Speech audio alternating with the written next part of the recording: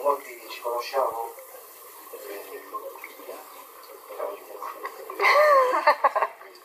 Allora, onestamente mi presento qua e non sapevo neanche perché non ho detto per colpa mia quale sarebbe stato l'ordine del giorno e l'incontro di oggi.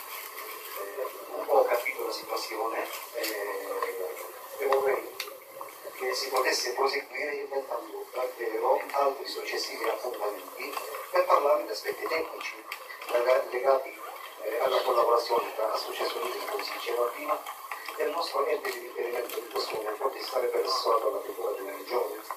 Perché così come l'amico Pietro, anche noi siamo rimasti esposti dal fatto di essere stati declassati senza capire il motivo di questo che è successo appunto dopo che si è insediata la commissione in sede di assessorato, no?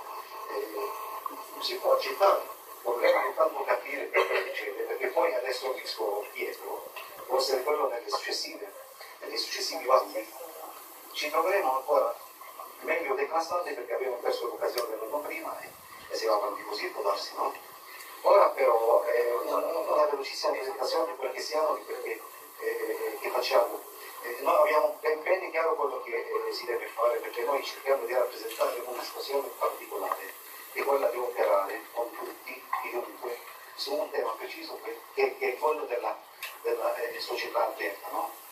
Questi temi generali, diciamo così, li tocchiamo, è vero, attraverso le rassegne, attraverso i cerchi, ma soprattutto anche attraverso le collaborazioni con le scuole. È vero che l'anno scorso non siamo stati in grado di fare la rassegna con l'assessorato alla cultura, però è anche vero che quest'anno abbiamo avuto tante collaborazioni con le scuole della città di Cagliari, al centro del lavoro con le scuole usiamo il film di solito film a soggetto, quindi film anche di una certa importanza internazionale, poi si va a fare il lavoro giocato, diciamo, ma contando che si possa dire adesso di avere l'attivo come associazione qualcosa tipo qualche meccanica che vuole fare il lavoro con le scuole, sempre su questo tema della società aperta e delle identità aperte, perché questo è quello che interessa a noi come associazione, ecco perché abbiamo qualche chiarezza su quello che vogliamo fare. Una brevissima osservazione o indicazione, no? Siccome nel linguaggio d'uso che sarà assessorato alla cultura della regione, noi operatori si viene qualificati come ricercatori, ci siamo lì a fare delle ricerche perché poi a un certo punto si possa fare una rassegna, un festival, con quello che si intende fare. Ecco, io penso che se è vero che vogliamo essere ricercatori, per fare delle ricerche vogliono tempi, vogliono procedure perché venga riconosciuta e seguita in qualche misura la ricerca, no?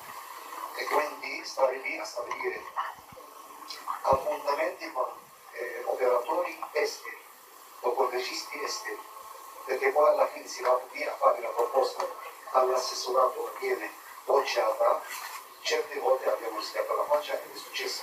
Quindi evidentemente bisogna stabilire un momento di lavoro con l'assessorato perché si possono fare delle ricerche che possano portare novità quando noi in questa città.